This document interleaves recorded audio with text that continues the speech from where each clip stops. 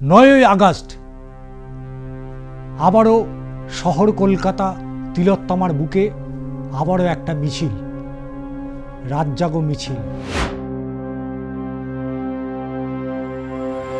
কেন সেই রাত জাগো মিছিল করতে হচ্ছে তার কারণ 2024 সালের আগস্ট মাস আর.জি. কর কলকাতার প্রাণকেন্দ্রে সুপার স্পেশালিটি হাসপাতাল, যেখানে রাজ্যের বিভিন্ন প্রান্ত থেকে মানুষ আসেন চিকিৎসা পরিষেবা নিতে।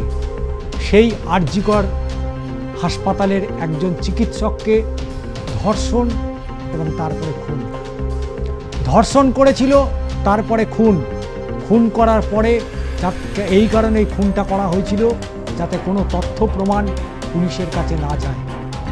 এবং তারপরে যে ঘটনা, একের পর এক ঘটনা, রাজ্য পেরিয়ে সারা দেশ এবং দেশ পেরিয়ে বিদেশেও তীব্র প্রতিবাদ হয়েছিল। শুধু প্রতিবাদই হয়েছিল, এখনও সেই তিলোত্তমা, যাকে অভয়া বলেন, তিলোত্তমা বলুন, যে নামেই সম্বোধন করা হোক না কেন, তার পরিবার আজও কিন্তু ছুটে বেড়াচ্ছে। আর.জি. কর মেডিকেল কলেজ হাসপাতালে যে ঘটনা ঘটেছিল, সেই ঘটনার পরিপ্রেক্ষিতে প্রথম যিনি গ্রেপ্তার হলেন তিনি হচ্ছেন সিভিক ভলেন্টিয়ার্স। সেই সিভিক ভলেন্টিয়ার্স যেদিন সে রাতে একেবারে পৌঁছে গিয়েছিল সেমিনার হলে, আজও কিন্তু ধোঁয়াশা রয়েছে একজন সিভিক ভলেন্টিয়ার্স তিনি কি করে প্রশাসনিক বিল্ডিংয়ের সেমিনার হলে পৌঁছে গেল, এই প্রশ্নের উত্তর আজও পাওয়া যায়নি। কিন্তু গ্রেপ্তার হয়েছিল সঞ্জয় রায়। সঞ্জয় রায়ের গ্রেপ্তার হওয়ার পরেই উঠে আসছিল একের পর এক প্রশ্ন, যে প্রশ্নগুলোর উত্তর আজও খুঁজে বেড়াচ্ছে অভয়ার মা। প্রথম যে প্রশ্ন তাদের কাছে উঠে এসেছিল, একজনের পক্ষে এই ঘটনা ঘটানো একেবারেই সম্ভব নয়। পুলিশ মামলা রুজু করলো, তদন্ত শুরু করলো এসআইটি অর্থাৎ special investigation team. Kolkata police commissioner Vineet গোয়েলের নেতৃত্বে শুরু হয়ে গেল তদন্ত। সেই তদন্তের মধ্যেই আমরা দেখলাম, যে কথা বলছিলাম, সঞ্জয় রায় সেই সিভিক ভলেন্টিয়ার্স, তাকে গ্রেপ্তার করা হলো। তার কারণ, তার কানে যে হেডফোন ছিল, সেই হেডফোনের সূত্র ধরেই গ্রেপ্তার হয় সঞ্জয় রায়। শুরু হয়ে গেল শিয়ালদা আদালতে বিচার প্রক্রিয়া। তারই মধ্যে এই মামলার সিবিআই তদন্ত চেয়ে কলকাতা হাইকোর্টের প্রধান বিচারপতি ডিভিশন বেঞ্চে জনস্বার্থ মামলা দায়ের হয়ে যায়। এবং সেই জনস্বার্থ মামলা দায়েরের পরিপ্রেক্ষিতেই কলকাতা হাইকোর্ট সেদিন সিবিআই তদন্তের নির্দেশ দিয়েছিলেন। সিবিআই তদন্ত একদিকে যখন শুরু হলো, কলকাতা পুলিশের কাছ থেকে সমস্ত নথি নিয়ে তদন্ত শুরু করলো সিবিআই। কিন্তু দেশ জুড়ে যেভাবে আন্দোলন হচ্ছিল, থেমে থাকেনি দেশের সর্বোচ্চ আদালত। সেদিন সুপ্রিম কোর্টের তৎকালীন প্রধান বিচারপতি DY চন্দ্রচূড় তিনি এই আর.জি. করের চিকিৎসককে ধর্ষণ এবং খুনের ঘটনায় স্বতঃপ্রণোদিতভাবে মামলা গ্রহণ করলেন। এবং সেই মামলা যখন স্বতঃপ্রণোদিতভাবে মামলা গ্রহণ হয়ে গেল, তখন মামলাকারীদের পক্ষ থেকে একের পর এক অভিযোগ, যে অভিযোগের মূল কেন্দ্রবিন্দু ছিল মহিলাদের নিরাপত্তা।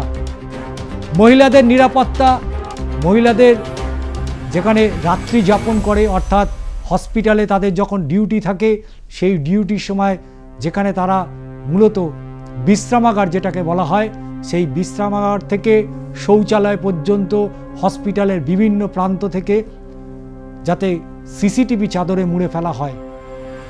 সিসিটিভি চাদরে মুড়ে ফেলা হলো। সুপ্রিম কোর্টের নির্দেশে পুরো আর.জি. কর চলে গেল সিআরপিএফদের হাতে, অর্থাৎ আর.জি. করের নিরাপত্তার দায়িত্বে চলে আসে কেন্দ্রীয় বাহিনী। একদিকে যখন সুপ্রিম কোর্টে একের পর এক পর্যবেক্ষণ, তার মধ্যে শিয়ালদা যে নিম্ন আদালত রয়েছে, সেই আদালতে শুরু হলো সঞ্জয় রায়ের বিচার প্রক্রিয়া, সাক্ষী প্রক্রিয়া।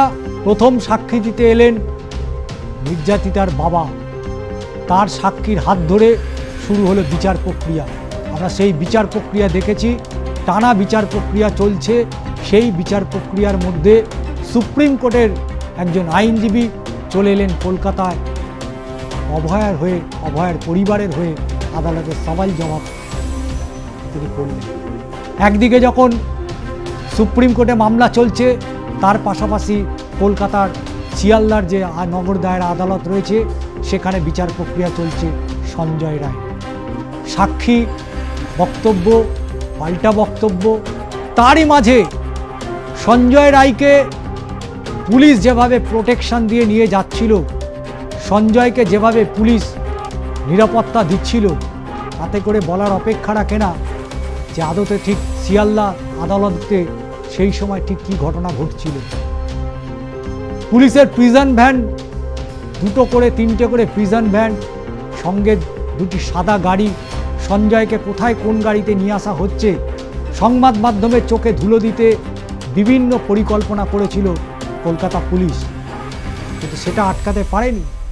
সঞ্জয় রায় প্রিজন ভ্যান থেকে চিৎকার করে বলেছিল তাকে ফাঁসানো হয়েছে এবং এই ঘটনার পেছনে কলকাতা পুলিশ কমিশনার এবং বেশ কিছু পুলিশ আধিকারিকরা যুক্ত রয়েছেন। বিনীত গোয়েল কলকাতা তৎকালীন পুলিশ কমিশনার, তার সেই কমিশনারের পদ কিন্তু চলে যায়। মামলার বিচার প্রক্রিয়া চলতে থাকে, তার মধ্যে নতুন সংযোজন আরজিকর মেডিকেল কলেজের প্রাক্তন অধ্যক্ষ সন্দীপ ঘোষ এবং টালা থানার অফিসার ইনচার্জ অভিজিৎ মণ্ডল, তাদের বিরুদ্ধে অভিযোগ। নির্ভয়ার মা সরাসরি অভিযোগ করেছিলেন এবং শুধু তাই নয়, আরজিকর মেডিকেল কলেজ হাসপাতালের প্রাক্তন যিনি সুপার অর্থাৎ সন্দীপ ঘোষ, তার বিরুদ্ধে দুর্নীতির অভিযোগ আছে এবং এই নির্ভয়ার ঘটনার পরিপ্রেক্ষিতে সঙ্গে যুক্ত হয়ে যায় দুর্নীতির অভিযোগ, গ্রেপ্তার হয়ে যায় 2 জন ব্যক্তি। একদিকে যখন ধর্ষণ এবং খুনের ঘটনায় সঞ্জয় রায় গ্রেপ্তার হয়, তার পরে গ্রেপ্তার হয়ে যায় টালা থানার অফিসার ইনচার্জ অভিজিৎ মণ্ডল এবং সন্দীপ ঘোষ। সিবিআই তারা 90 দিনের মধ্যে চার্জশিট দিতে পারেনি নিম্ন আদালতে, যে কারণে সন্দীপ ঘোষ এবং টালা থানার অফিসার ইনচার্জের জামিন হয়ে যায়। সেদিন নির্যাতিতার মা, অভয়ের বাবা বুঝতে পেরেছিলেন সিবিআই আদতে কিভাবে তারা তদন্ত করছে। প্রথম অভিযোগ নিয়ে কলকাতা হাইকোর্টে আসেন, অভিযোগ করেন সিবিআই তদন্তের গতি প্রকৃতি নিয়ে।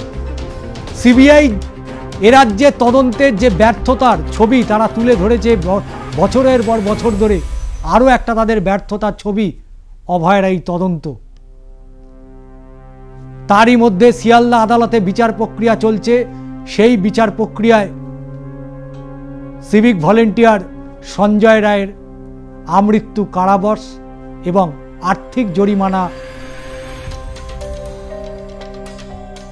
এখানেই থেমে থাকেনি বিষয়টা। রাজ্য সরকারের পক্ষ থেকে তারা কলকাতা হাইকোর্টে দ্বারস্থ হলো, অর্থাৎ এই আরজিকর মামলার নয়া একটা মোড় নিল।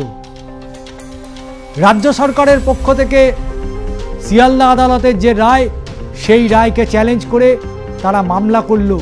সেখানে তারা বলছেন যে সঞ্জয় রায়ের আমৃত্যু কারাবাস নয়, তার সর্বোচ্চ সাজা ফাঁসি হওয়া উচিত।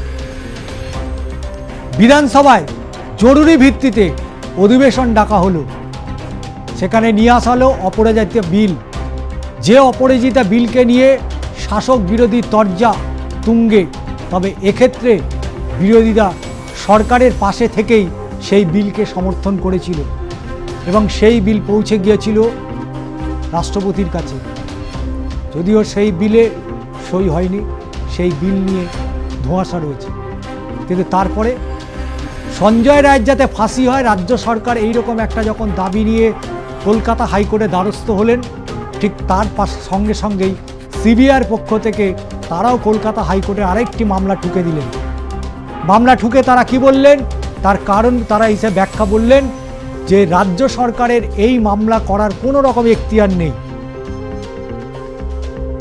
অর্থাৎ রাজ্য সরকার কখনোই সঞ্জয় রায়ের ফাঁসি চাইতে পারে না, শুধুমাত্র ফাঁসি চাওয়ার অধিকার রয়েছে নির্যাতিতার পরিবার এবং অবশ্যই কেন্দ্রীয় তদন্তকারী সংস্থা সিবিআই। এবং গ্রহণযোগ্যতা নিয়ে যখন প্রশ্ন আসে, কলকাতা হাইকোর্ট সরাসরি রাজ্যের আবেদন খারিজ করে দিল। তার কারণ হিসাবে একটু বলে রাখি, সেখানে সিবিআইয়ের পক্ষ থেকে বলা হয়েছিল যে মামলার গোড়া থেকে কলকাতা হাইকোর্টের নির্দেশেই সিবিআই তারা তদন্ত করেছে এবং লোয়ার কোর্টে যে কনভিকশন হয়েছে অর্থাৎ যে সাজা হয়েছে সেই সাজা দেওয়ার পেছনে সিবিআইয়ের একটা বড় ভূমিকা রয়েছে। কিন্তু সিবিআই যে তারা তদন্ত করলো, কলকাতা পুলিশ তদন্ত করেই তো সঞ্জয় রায়কে গ্রেপ্তার করেছিল, তাহলে সিবিআই তদন্ত করে কাকে গ্রেপ্তার করতে পারল? বরং তাদের তদন্তের গতি প্রকৃতি নিয়ে প্রশ্ন তুলে অভয়ের মা এবং বাবা তারা কলকাতা হাইকোর্টে গেল। জামিন পেয়ে গেল সেই সন্দীপ ঘোষ, জামিন পেয়ে গেল তালা থানার অফিসার ইনচার্জ। অভয়ের মা পৌঁছে গেল সুপ্রিম কোর্টে এবং সেখানে একটা তালিকা জমা দিল। সেই তালিকাতে বিস্তর অভিযোগ ছিল নির্যাতিতার পরিবারের, কিন্তু সুপ্রিম কোর্ট বলল এভাবে এই ঘটনা প্রকাশ্যে এলে যারা যারা হয়তো এই ঘটনায় যুক্ত থাকতে পারেন তারা কিন্তু সাবধান হয়ে যাবে।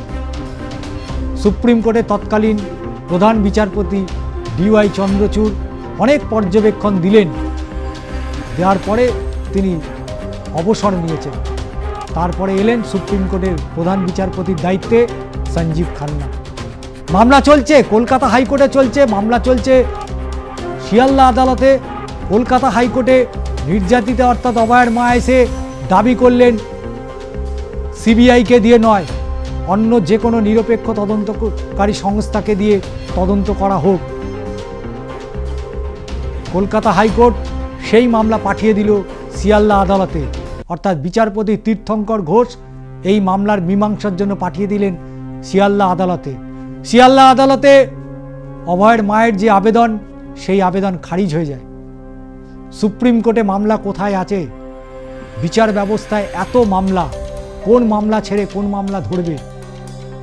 অভয়ের মামলা আজও সুপ্রিম কোর্টে বিচারাধীন।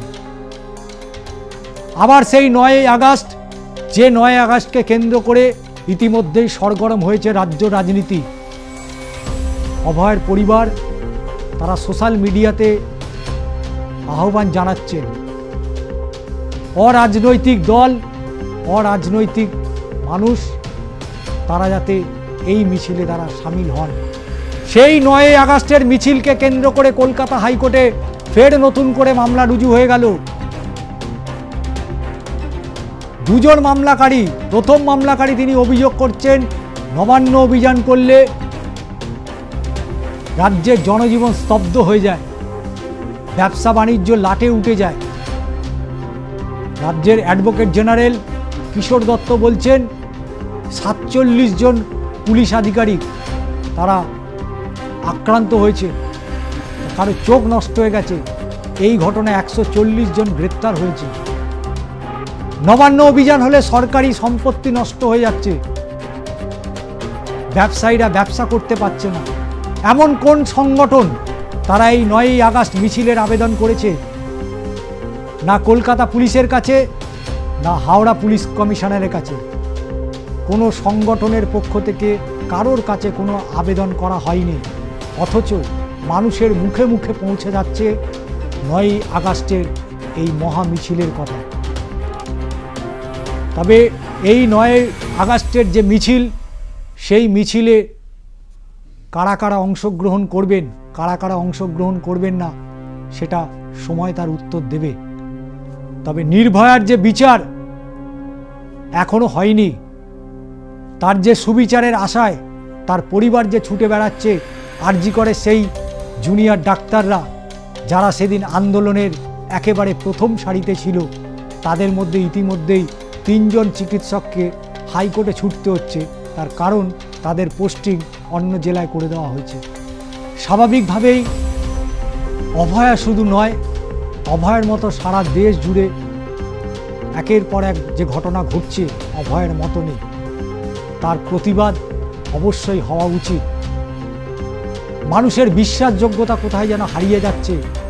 আজকে দক্ষিণ কলকাতা ল কলেজ হোক, IIM জোকা হোক, মহিলাদের নিরাপত্তা। প্রথম প্রশ্ন, মহিলাদের নিরাপত্তা।